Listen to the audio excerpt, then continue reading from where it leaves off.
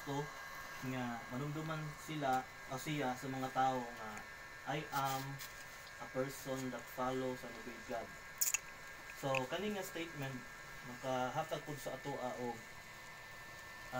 pagpahinumdom nga sa ato as we remember our life or bisan sa kinabuhi na lulubabin, we are also reminded that one day kanang unsa kay masulti sa Ginoo sa tua or unsay maila sa mga tao sa tua, ang makita ba nila nga ang atong kinabuhi na nag-obey sa Ginoo or basin ang ato ang pagmamatay ta ba unsay isulti sa mga tao sa tua, mahirap po mamatay kay lumon man to dinhi ana ba no, or usahay wala rin masulti ang mga tao.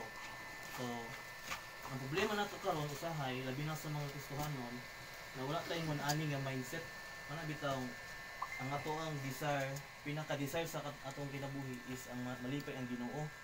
Usahay nagkinabuhi ra ta para sa atong kaugalingon or magkinabuhi ra ta para sa uban niya kanang ang ato ang actions ba mag-agad sa unsay isulti sa uban kay gusto man na murag ang nahitabo full pleaser na ta. So tungod ana maapektuhan po ato ang priorities kung ang ato ang handom or desire kay para lang sa atong kaugalingon nga malipay ta.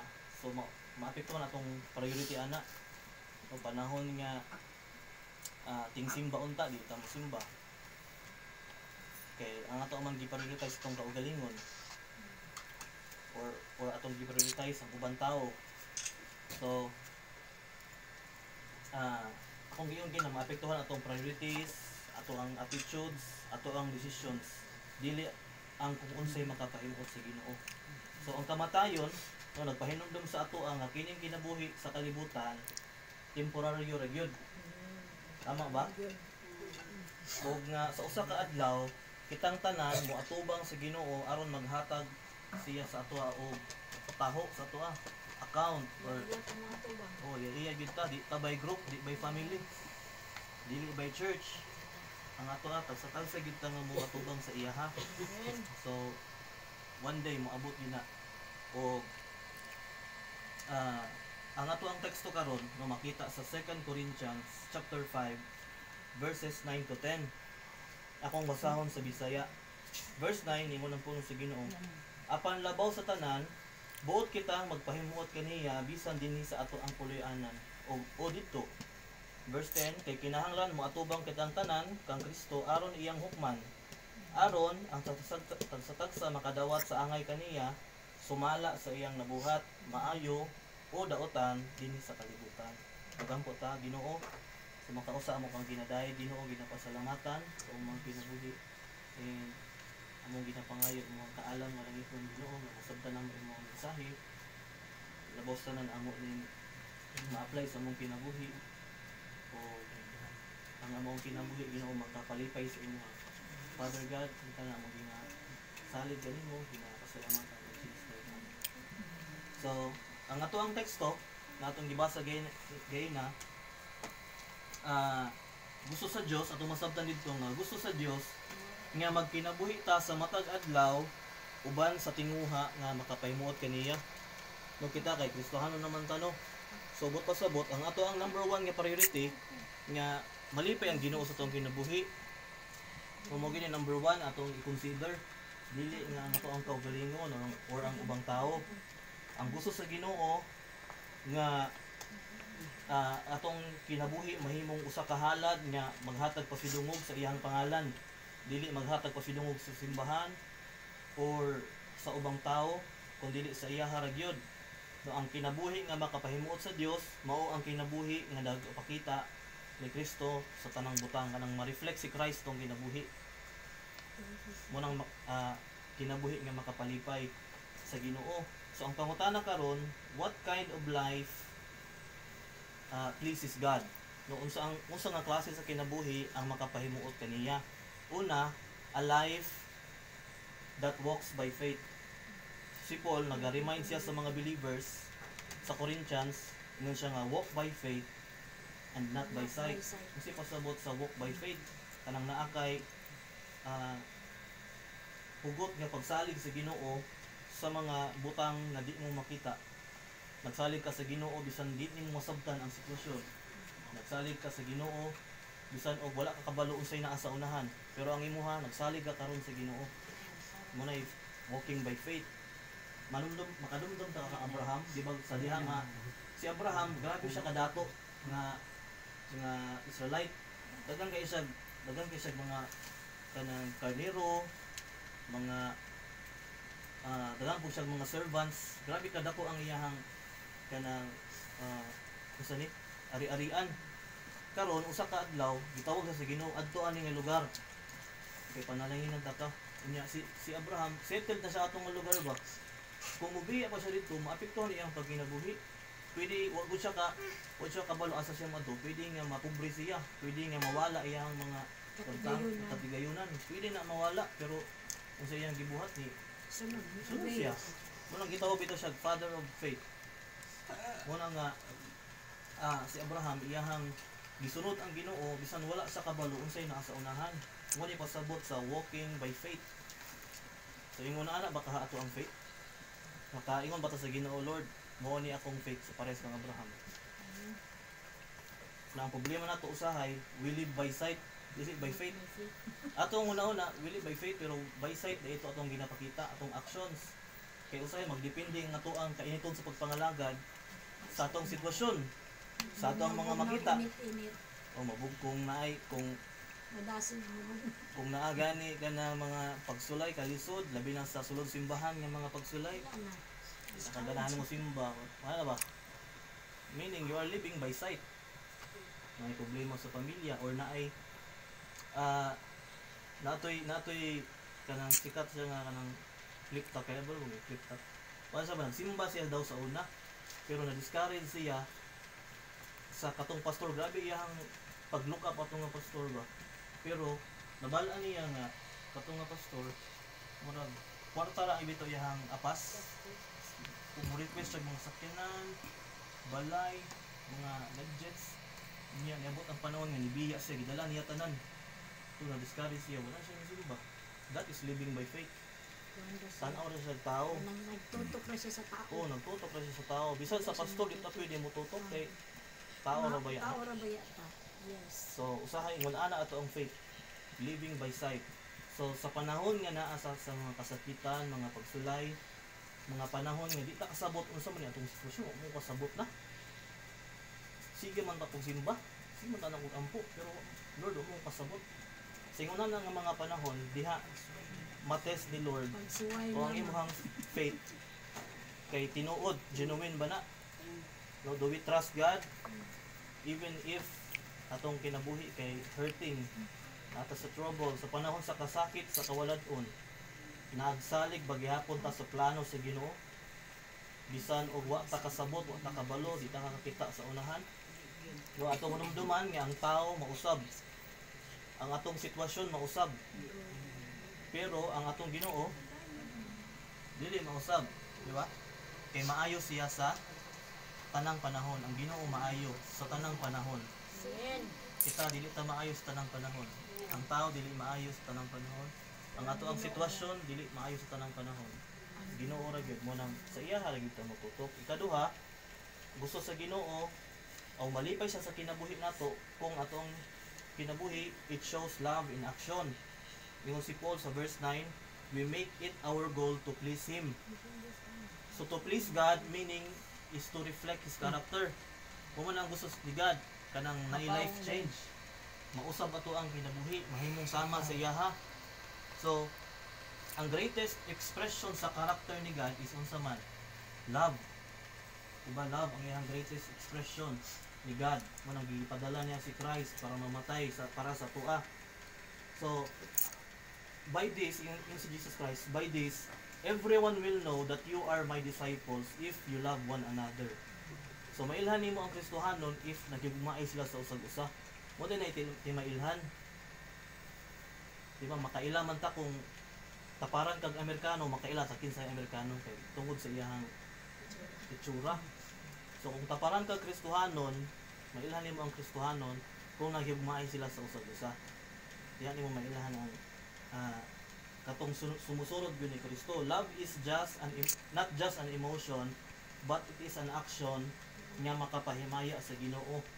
Murag ka ng gulay ba, kung magtanom ka gulay, mailhanin mo ang, for example, ang mangga, mailhanin mo ang mangga tungod sa iyang tamis nga kanang lasa.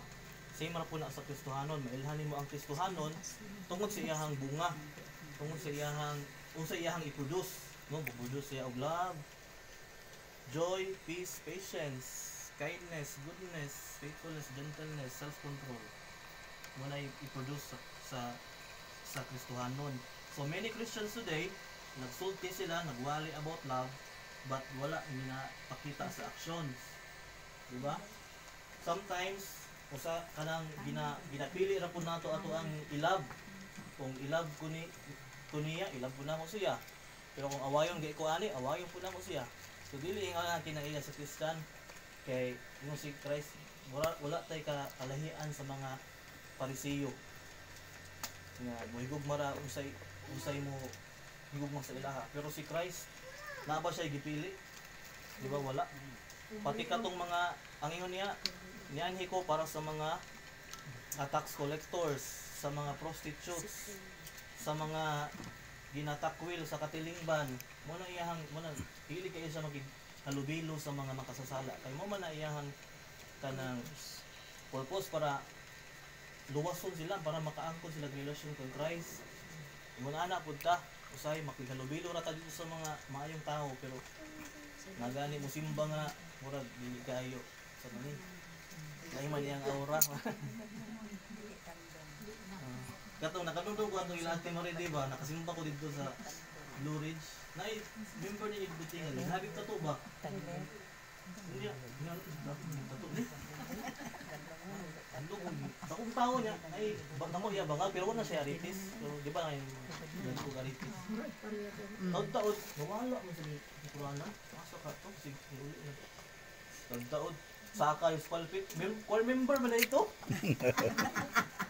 So di kita maka-judge sa istura day. Di kita maka-judge sa appearance, sa ayang actions. So diya ato makita. So salamat sa Ginoo ano. So ikatulo, last na ni ikatulo, ang gusto sa Ginoo nga magkinabuhi ta that looks forward to eternity. Nang naga-tan-out ta sa eternidad. Ako na mention gaina nga temporary atong life diri. Kay we are preparing for the life to come, sa second life nga wala gyud katapusan. Dapat ta mag-prepare. So si Paul siya, for we must all appear before the judgment seat of Christ. Kani nga matuo nagtudlo sa atoa nga ang tanan natong ginahimo, mga decisions ato, atong mga choices nga gihimo diri sa kalibutan has eternal value. Naga-invest ta og eternal value, eternal rewards. So moabot ang panahon nga kwintahon to tanan sa Ginoo ang ato ang gihimo, whether good or bad, according sa verse 10. Dunay lahi po tong kani siya kay katong judgment seat of Christ for believers ni siya, o ginatawag nato sa uban nga bema. Lahi po tong great white throne judgment nga ginaingon sa Revelation nga para to sa mga unbelievers, para hukman na sila, para ibutang sila sa impyerno. So unta na no, dito ta mabutang sa judgment seat of Christ nga manghata na si God og reward.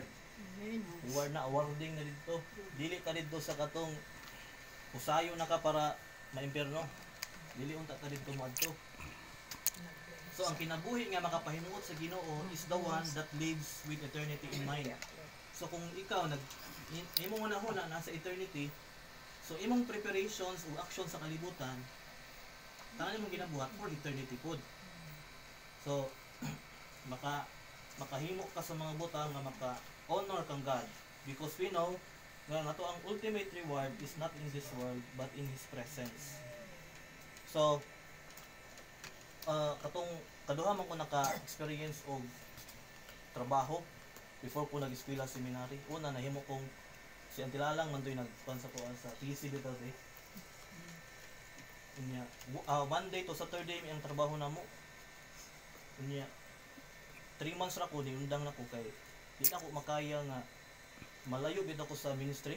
Kay Sabado bawal gyud mi mo absent, basta Sabado kay mo na tindagan sa customer sa PC, personal collection. So di na ko maka-appeal sa mga practice, sa mga outreach. Murag na-dry ko ba. Moto ni undang jud ko. Unya nakatrabaho na bugo sa Manila, kung mga tumig Manila. Unya nindot ang trabaho dito hayahay. Ang kuan libre tanan, nami sakyanan, nami balay, nami libre pagkaon. Akong adlaw ato kay 500 per day niya, wala ra ko kayo buhaton, siguro ko maglingkod. Dili ko hago ba. Pero wala ko simbahay kay kada Domingo man among travel time. Kasolbi may mga lupa, mga tulay, mga sagun sa kalsada kay na kuan may kontrata mi sa private company gito kontrata sa DNR o sa DP. So ang Sunday travel time na adto na pud lahi nga kuan probinsya o lahi nga syudad. Tapos for 1 week trabaho una mo ni magsurvey mi aning area. Pagka Domingo biyahe na pod. So maundang di na ko kasimba, naundang akong spiritual life ba. So niabot yun ang time yan, decide jud ko Lord, muulit jud ko. Yan nasakit po ko dito. Yan nagpray ko sa akin Lord, ayuha ko sa akong sakit. Yan kung maayo ko Lord, mo commit ko akong kinabuhi sa pag-serve sa imuha. Ito ni ulit jud ko. Unya kato dayon after 2 years na kuan gyud ako akong calling, nag-eskwela ni seminary. Kaduhan ako kay eskwelahan, Yusef, diri sa Bislig. Unya di sa Tagbina na kumpuni kaya ayan sa una nag-uban ni sa boarding house. Wala jud ko na kaplastar na undang jud ko. Pero pag seminary, grabe kasmut akong dagan, libre akong tuition, libre akong balay. Kana allowance libre kay na provide. So hangtod nga karon nahimo na akong pastor sa mga guy. O salamat sa Ginoo nga kinabuhi ko ba nga I am living now, makain ko nga kinabuhi ko nga for eternity, nag-invest ko for eternity. So mo na pinaka-importante sa tanan, bisan og dili ko dato financially diri sa kalibutan, pero makaingo nga dato ko diha sa Ginoo. Amen. Unya, kuan magud na anang temporary na nga kuan, temporary ra nang kalipay sa kalibutan nga ma-provide niya. Pag mamatay ka, wala jud kay maman, okay. Sugot ka dato ka sa kalibutan. Sugot ka magigbaylo ka sa sitwasyon nila Diskaya karon. O siguro yung sugot no. Dato tuod pero stressful kayo. Ambot, di na ako ma-imagine nilang mga tulog sila. Basig di na sila katulog-tulog ba. So Maluwing pa sa kaniro pag pila na kaadlaw pila na tuwa ng brani kulos na. So ang kasagaran sa tao karon nagkinabuhi na sila for this life lang. Nag-invest sila for this life which is mawala ra. So ang gusto sa Ginoo nga magkinabuhi ka for eternity.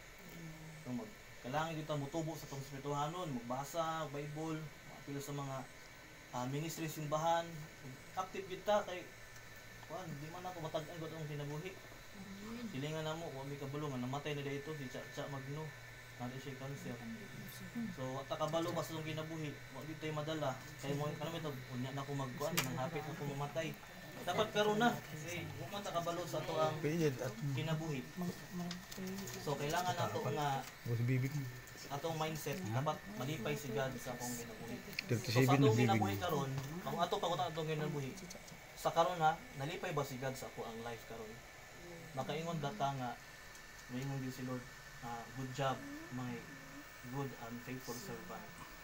Makaingon ba siya sa imong kinabuhi karon? Are we truly living a life that pleases God or base mas nag-focus sa atong kaugalingon? No, ang kamatayon no nagpa-remind ni sa tuwa that life is fleeting. Mahanaw ra. But ang pinaka nagmatter is what we do sa ato ang temporary life karon. Mo na ang pinaka nagmatter. So kung naa pa may area sa atong kinabuhi karon nga wala pa nahimuot si Lord, atong attitudes, mga habits ba na or sa atong relationships, karon ang panahon to surrender it to Him. Wala man posible sa Ginoo Lord, ako nang i-surrender sa imuha. Napay area sa akong life Lord nga wala pa ka nalipay, ako nang i-surrender sa imuha Lord. Kitang matanan lahi-lahi natay mga area sa atong kinabuhi nga usahay di pa gyud kanang kita makaingon ba na nalipay si Lord. Napatay mga lahi-lahi nga mga priorities pero dili pa ulihay tanan samtang buhi pa ta napagid tay panahon para maging faithful sa iya ha.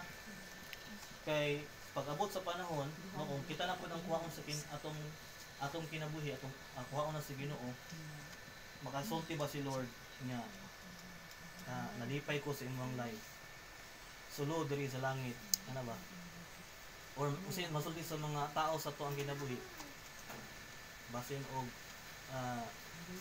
ang masulti nila kay dili maayo. Pero nindot tong prayer ni Charles Stanley nga mailhan ko nga nag-obey sa Ginoo. So salamat ani nga reminder no nga naay mo nani nga okasyon na ma-remind ta nga ang kamatayon is not the end para sa tuwa. Kundi it's a doorway sa next na life na wherein maka kauban nato si Christ. Siya man ang pinaka kanang greatest nga reward, kanang presence niya nga makauban nato. Kun ang greatest reward nato nga ma-achieve diya sa langit. So tada kini nga pulong makahatag kadasig sa atoa, mga hatag pahinumdum o kung pag-ampo nga mutubo ta diha, mo mature, mo grow sa sa ato ang pagkinabuhi diya sa Ginoo.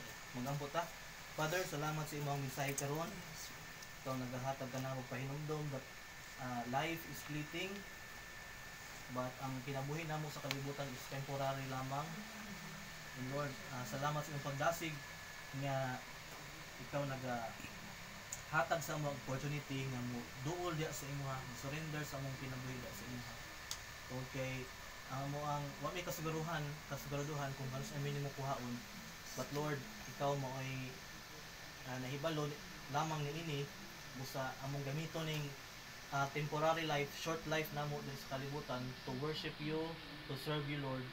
Kay mo man gid na ang pinaka-purpose nimo sa pagbuhat nimo sa tao. Paano ikaw ba nga tayo padayon sa pagdasig kanamo karong Ginoo, samtang naga-look back din sa kinabuhi ko ni Lolo Babing, amo ang ma-remember ang mga good memories namo sa iya. And salamat may Ginoo nga siya nahimo pud nga kabahin sa imong pamilya, Lord. Si Lolo Babing sa buhi pa siya nag-alagad siya sa imong Ginoo. O salamat na hangtod sa iyang kamatayon siya nagsampit din sa imong Ginoo. And I know nga naa siya sa imong piliran karon. O amo ang pagdasig nimo sa amo, Lord, nga puhon magkita-er pud mi ni Lolo sa langit. Kay didto man gyud ang tinuod namo nga puloy-anan. Padayon ka nga mag-bless sa matag usa sa amo ang sunod nga buhaton karon, ikaw uban sa amo hatag og kalipay o comfort sa matag usa Ginoo. Always we pray in the mighty name of Jesus Christ. Amen.